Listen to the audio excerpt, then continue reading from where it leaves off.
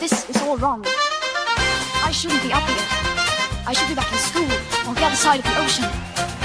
Yet you all come to us young people for hope. How dare you? Boring. Boring. Boring. Okay, you got it work. Don't tell us what we're going to feel. We're trying to solve a problem. Don't tell us what we're going to feel. I'm not telling you. Because you're in no position to dictate that. That's exactly what you're doing. You're in no position to dictate what we're going to feel.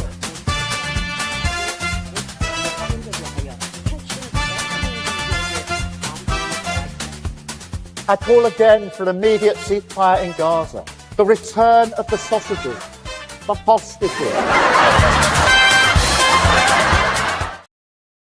Welcome on and all. Lembit Öpik here on Lembit Öpik Live on unprecedented TV on the second last day of the year. If you're watching, and yes, we will be on air tomorrow as well on the 31st of December.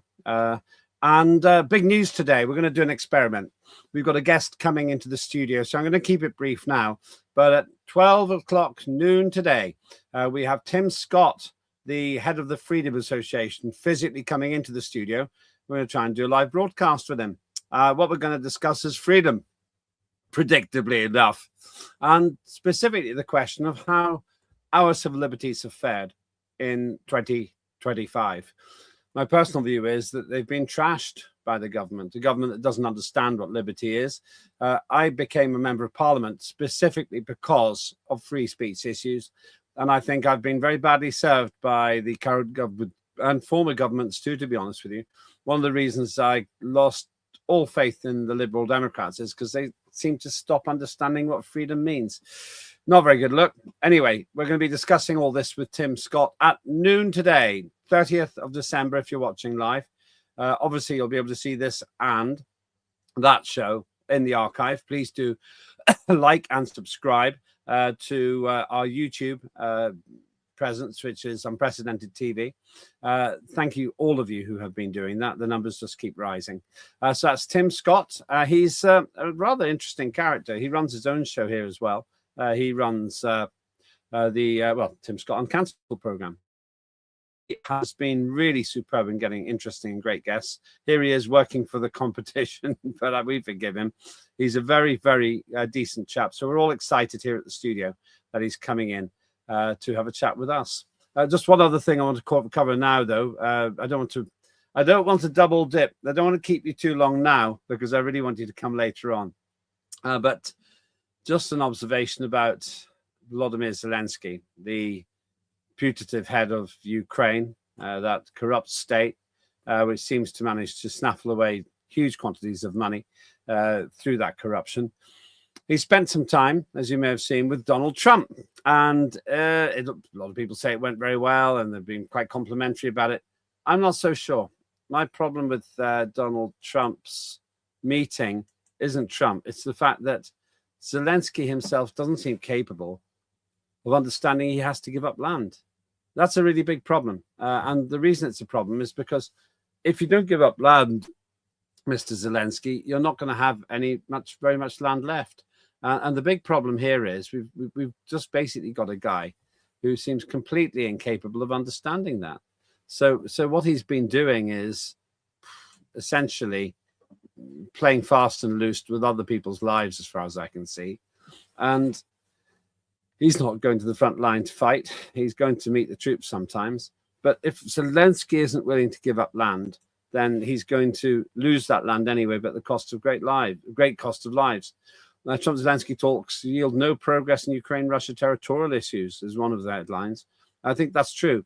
And that's a really big worry because my prediction, and you don't have to be pro-Russia to believe this, my prediction is that Zelensky either gives up the land and then there can be a lasting peace, or he doesn't, in which case he'll lose the land before there's a lasting peace. What the European clowns, in my view, failed to understand is that there is no prospect of Zelensky winning. He cannot win that war. It's literally impossible. And yet he carries on as if he's got some great right to success. And I don't see it. I don't see how he can win. His meetings are now much more cautious with Donald Trump. Hardly surprising. The guy was a complete disaster area whenever he went there at the beginning of 2025. But he hasn't learned many lessons as far as I can see. He still seems to be stuck in this infinite loop of self-belief. And I don't like that, because it's killing people. And the reason it's killing people is quite simply because he is incapable of winning a war. Winning a war requires quite a lot of technical expertise, and it means you must be a military expert as well as a political one. He doesn't seem to be either. So when he went to see Donald Trump, it's all very friendly and it looks fine, but it doesn't lead anywhere. And while he's doing, well, it would lead somewhere if he listened to what Donald Trump's telling him, but unfortunately he doesn't. And so therefore we've got these endless debates, endless conversations, endless acts of hope that'll lead us to peace. I just don't think that's happening. So my advice, not that Volodymyr Zelensky is going to listen to me because he hasn't listened to Donald Trump. My advice to Zelensky is give up the land. You're going to lose it anyway. Stop the killing and have a lasting peace. I've been watching the mainstream media today. That's the 30th of December, 2025. Not one channel suggests that Russia's got any point at all in this war. And if you don't understand the causes of a war, you're not going to fix them. And that's the fundamental issue. People think, oh, Lembit must be massively pro-Russia. I'm pro-reality. And the reality is, unless Europe is willing to go to war on a scale unheard of since Second World War, it's not going to be able to help Ukraine win. There is no way through that. So, yeah, put your comments on X if you want to. Very interested to hear what you have to say. But the reality here is that we haven't got any prospect of a Ukrainian victory. And if I'm right about that, that simply means that the measurement will be how many lives are lost instead. So that's my view on it. We'll probably not cover that with Tim Scott today. We'll mainly talk about free speech issues, but you never know where the debate goes. If you do think that I'm wrong, do follow me on X and say so. I'm always happy to have a dialogue. I put an X message out on this in the morning. But most importantly, do please subscribe to Unprecedented TV and join us at noon if you're watching on the 30th of December, 2025, for a live interview right here in the studio with Tim Scott, the head of the Freedom Association. Hope to see you then. Thanks so much for watching this short introduction, and I suppose maybe a little bit of a moan as well. And oh, just one comment to come in. Yeah, yes, I am consistent on this. For 2 years at least, I've thought that there is no prospect whatever that Volodymyr Zelensky can win. He's not an experienced politician, and he certainly is no military expert. And as a result, he has made some absolutely appalling decisions.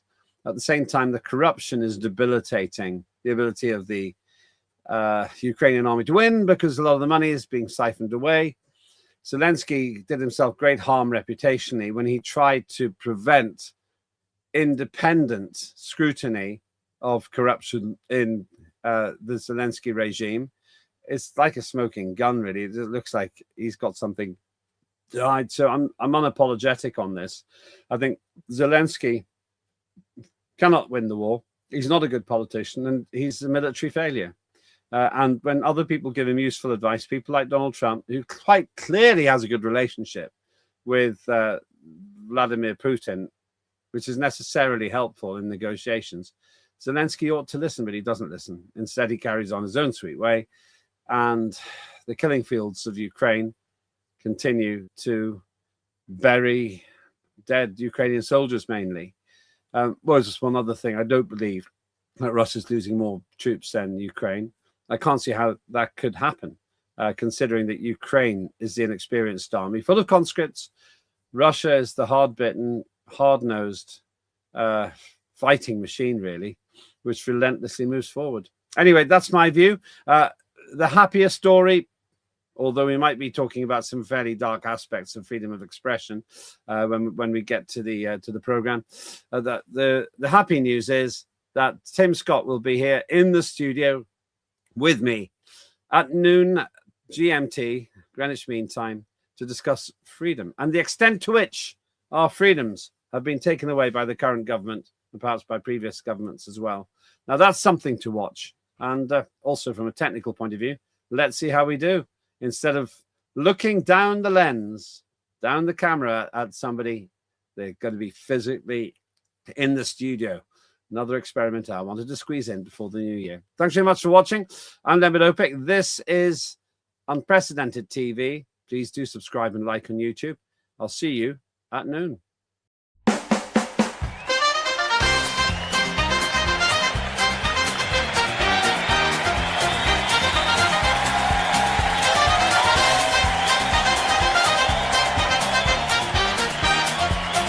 Immediate ceasefire in Gaza. The return of the sausages.